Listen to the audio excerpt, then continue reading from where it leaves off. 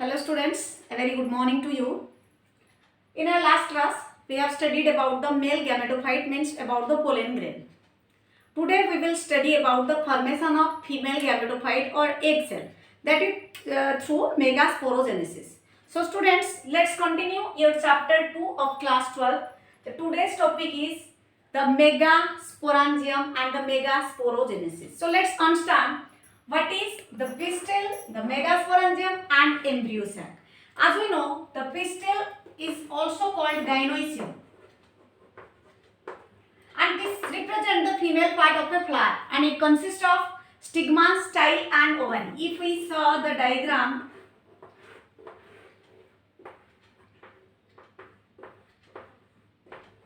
then this represents the female part. This is stigma, this is style, and this part is ovary, which is attached with the placenta. Clear? So, as we know, some flowers show multicarpellary ovary and some are unicarpellary ovary. It means if the carpel is multiple in number or many in number. Clear? Means if the female part produces more than one carpel is called multicarpellary. More than one carpel is called multicarpellary. Again, whether the carpels, if it is multicarpellary, whether the carpels are fused or free. If they are fused, then it is called syncarpous. Syncarpous. And if it is free, then it is called apocarpous. Clear, students? So, multicarpellary and monocarpellary means if the carpel is many, then it is multicarpel. If the carpel is single, then it is monocarpel. Carpel represent the female part. Again, if the carpels are fused, they are called as syncarpous, and if the carpels are free, then it is called as apocarpous. So here we can understand through different diagrams that different examples which are syncarpous and multicarpous. Syncarpous shown by papaver. You know about papaver somniferum or poppy plant, papaver. In papaver you can see syncarpous ovary. Syncarpous means the carpels are fused, means they all fused like this. They are fused carpels, and this is seen in papaver. And the apocarpous ovary is seen in mycelia. Mycelia. Syncarpous in papaver and apocarpous in mycelia. When the carpels free, it is apocarpous, and when the carpels are fused, it is syncarpous. Syncarpous ovary is seen in papaver and apocarpous ovary is seen in mycelia. Again, I have told you, carpel is consist of carpel or gynoecium, which is represent the female part. It is consist of stigma, then style, then ovary. Stigma is called as the landing platform for pollen grain as it receives the pollen grain. Then the narrow elongated tube-like structure is called style, which connects with the ovary. Then the ovary is attached with the basement or on which placenta is present. Then from placenta, the embryo sac or ovule is arise. This is the structure of a female part. We will see that the placenta that located below the ovary or which holds the ovary have the embryo sac. How this embryo sac get matured? We will study about the maturation of embryo sac in this topic. So students, first you let understand that how the megasporangium has different parts. You can see this megasporangium or this ovule. This is called as anatropous ovule. This ovule called as anatropous ovule. This is not in your syllabus. You can see what is anatropous ovule. Clear? There are different type of ovules are found in angiospermic plants. Anatropous, orthotropous, campylotropous, hemiorthotropous, etc. etc. So 85% of species of angiosperm, means more than 85% species of angiosperm show this type of embryo sac. This is called anatropous ovule. Anatropous ovule means when there is an angle between This is the micropyle region and this is Salazar region. If the angle between micropyle and Salazar is 180 degree, remember, when we will say that this is an anatropous ovule, if the angle between the micropyle and Salazar is 180 degree. So this is anatropous ovule. Clear? So anatropous ovule is consist of different layers, some integuments. This is the outer integument. Next one is called the inner integument. Integuments protect the egg cell that is present inside it. Then after the inner integument, nucellus is present. Like in case of microsporogenesis, the tapetum is present, which provides nutrition to the male gametes. Here exactly the nucellus provides nutrition to the female gametophyte. Clear? So here nucellus provides nutrition to the female gametophyte or egg cell. You can see here the micropyle. This point is called as the micropyle, where integuments are not present, and the opposite to micropyle is called Salazar end. Here is the micropyle and this is Salazar. Then this part is called hilum and this part is called funicle. You know that hilum and funicles are present at different parts. So this is the means hilum is the junction between ovule and funicle. This is the junction between ovule and funicle. If you see the seed of a pea, if you see the seed of pea, you can see this is a pea. And this is the seeds how they are arranged. So hilum is the junction between the ovule and the funicle. Ovule and the funicle. So you can see this part is called hilum and this part is called funicle. Clear? So how they are arranged in it? Ovule and funicle. Again I have told you the micropyle have a small pore through which it leads to form filiform apparatus. That will form later. We will see through diagram how this is occurred. So you just understand this diagram represents the anatropous ovule, anatropous, orthotropous, campylotropous, hemiorthotropous. These are the different type or many more type of ovules you can see in different plants, but most of the angiosperms show anatropous ovule. It means when the angle between the micropyle and Salazar is 180 degree. This is called as anatropous ovule. This is not in your syllabus, but still you need to know this. And they are the different parts of a ovule and their function is also different. As I have told you, the integuments means outer integument and inner integument gives protection to the embryo sac or egg cell inside the megasporangia. Then the nucellus provides nutrition to the female gametophyte. It is the cells of the nucellus are not divided. Here is also 3 nucleus we can see around the female gametophyte or megasporangia. So students, now let's understand the process of megasporogenesis in detail. Megasporogenesis. We have studied about microsporogenesis. So let's understand megasporogenesis. So what is called megasporogenesis? The process of formation of megaspore mother cell. The process of formation of megaspore mother cell or female gametophyte we can say from the megaspore mother cell. So the process of formation of megaspore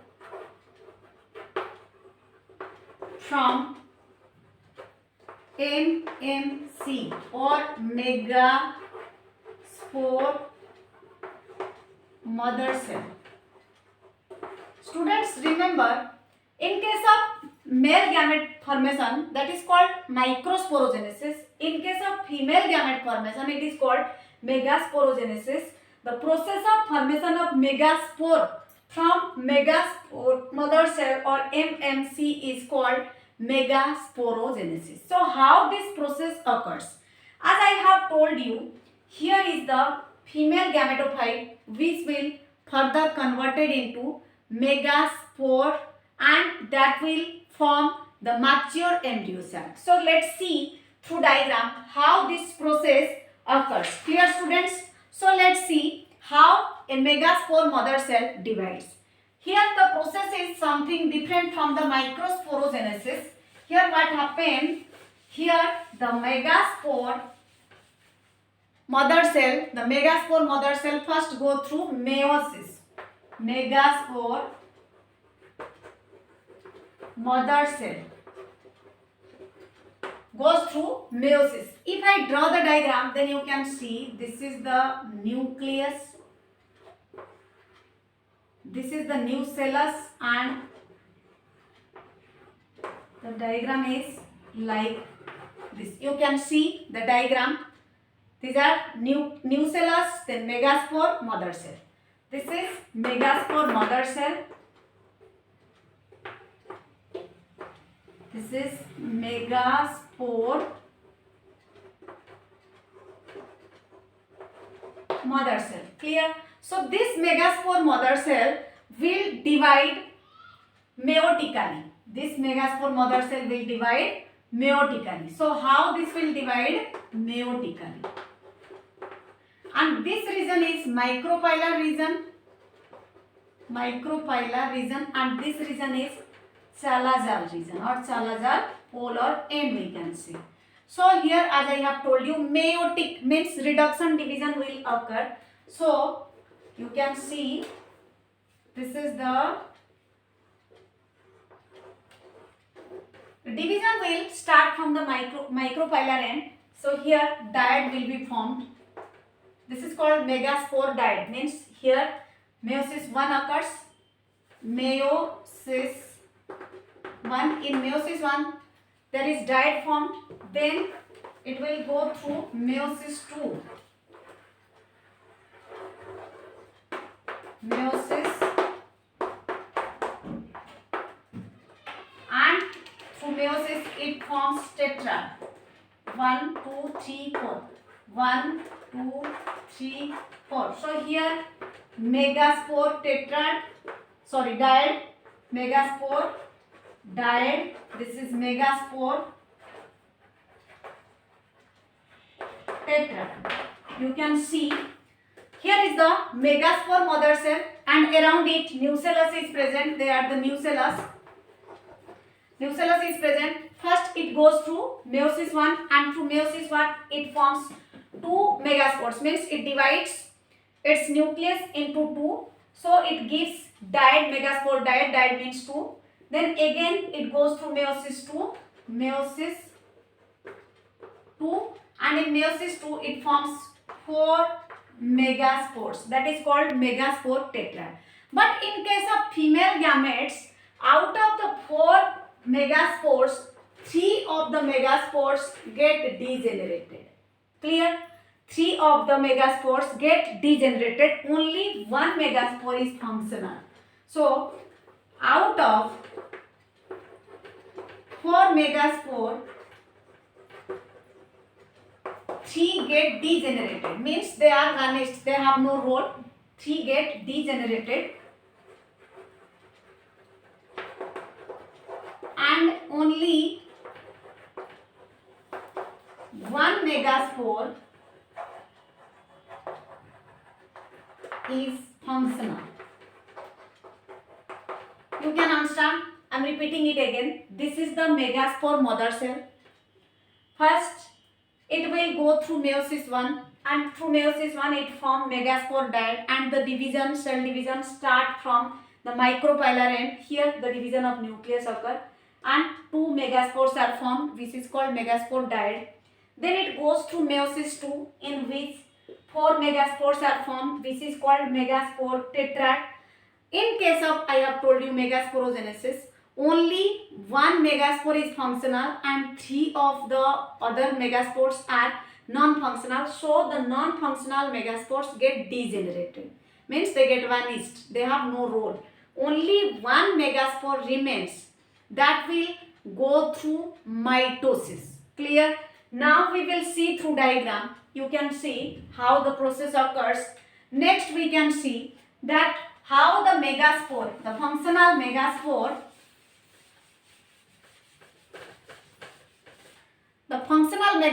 now, this is the functional megaspore. This will go through mitosis. As we know, mitosis, either mitosis or meiosis, the cell division is completed through two steps. One is karyokinesis and another is cytokinesis. So here we will see first karyokinesis will occur, and after karyokinesis, cytokinesis not follow the process quickly. Clear? Means cytokinesis will occur, but that will occur later. So here mitosis occur, and in meiosis the nucleus divided into two nucleus and they move towards the opposite poles. Then the successive mitosis makes 4, then 8, like this. After the nucleus, division of nucleus, the haploid nucleus are formed. They are arranged in such a way that 3 are towards the micropylar end, 3 are towards the Salazar end, and 2 nucleus are centrally located. After formation of 8 nucleus stage, the nuclear division stops and then starts division of cytokinesis or cytoplasm.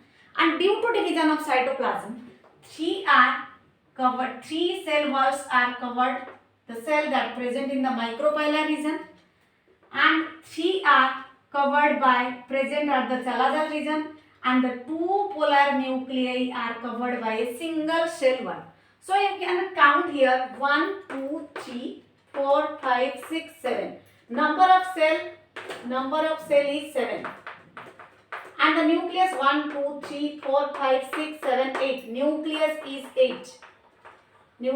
8. So we can say that this is a complete or mature embryo sac as it contains 7 cells and 8 nucleus.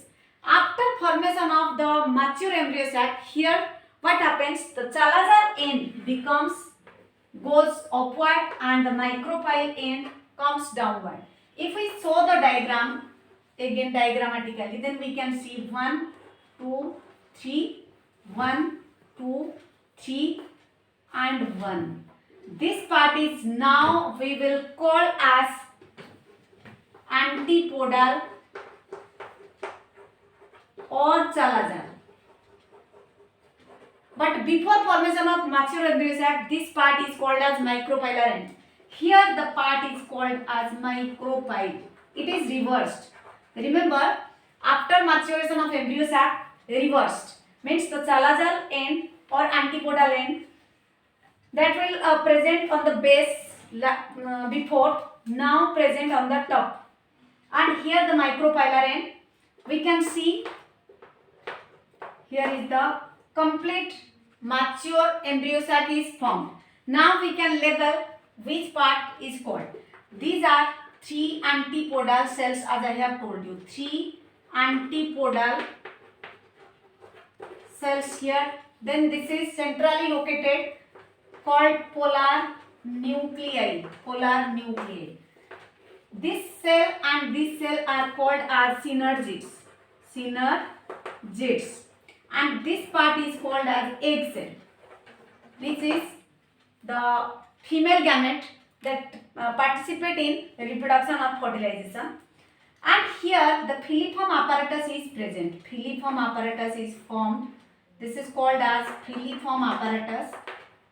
And its main function, filiform apparatus, main function is to guide the male gamete to fuse or go towards the egg cell as well as towards the polar nuclei. So this is how a megaspore mother cell get converted into to form a mature embryo sac. As I have told you, the megaspore mother cell first go through meiosis, then it forms tetrad, megaspore tetrad, and out of the 4 megaspores, 3 are get degenerated, only 1 megaspore is functional.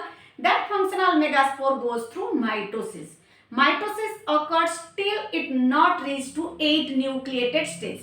After 8 nucleated stage, then what happen? The karyokinesis stops, means division of nucleus stops, and after some time the cytokinesis occurs, due to which cell wall formation takes place, and the cell walls covers 3 cells on upper side and 3 cells on lower side, and 2 cells, one cell, they form one cell in the central part. So they cover one nucleus, whereas centrally they cover 2 nucleus within a single cell wall. That's why this is called polar nuclei. And again, the chalazal end converted into antipodal cell, and the micropyle come towards the base. And initially we saw the anatropous ovule, we see the upper part is micropyle, but here after after formation of the embryo sac, we can see the micropyle is below and antipodal is above. So this is how the mature embryo sac is formed. And the mature embryo sac, how we will know that this is the embryo sac is mature? If it has 7 cells and 8 nucleated. So students, this is also so important, and it may come as 5 marks question in your board exams, that how or diagrammatically explain the different stages of formation of a mature embryo sac. Then you can write or you can draw the diagrams like this. Always remember, megaspore mother cell first goes through meiosis. First meiosis, then through mitosis. So meiosis, if I show you the graph, then the megaspore mother cell is 2n in number. Megaspore mother cell is 2n in number. Then it goes through meiosis and form 2. This is meiosis 1. So here 2 haploid gametes are formed. Next meiosis 2. In meiosis 2 it forms 4. This is meiosis 2. Meiosis 2. And out of these 3 get degenerated. Only one is functional, and that functional megaspore goes through mitosis up to 2, then 4, then 8. First you should not draw this. You just remember the functional megaspore goes through mitosis and forms 8 nucleus and 7 cells. Clear students? So this is how mitosis helps in the formation of a mature embryo sac. This is completely different from meiosis. Clear? In meiosis, the number of gametes formed, in microsporogenesis, the number of gametes formed is 4. But here in megasporogenesis, the number of gametes formed is single. Clear? That's why when a single gametophyte is formed, or a single fruit is from the single ovary, then it is also called monosporic development, which we will study later when we study about fruits. So here you just understand that how the process of megasporogenesis occur and how it is different from the process of microsporogenesis.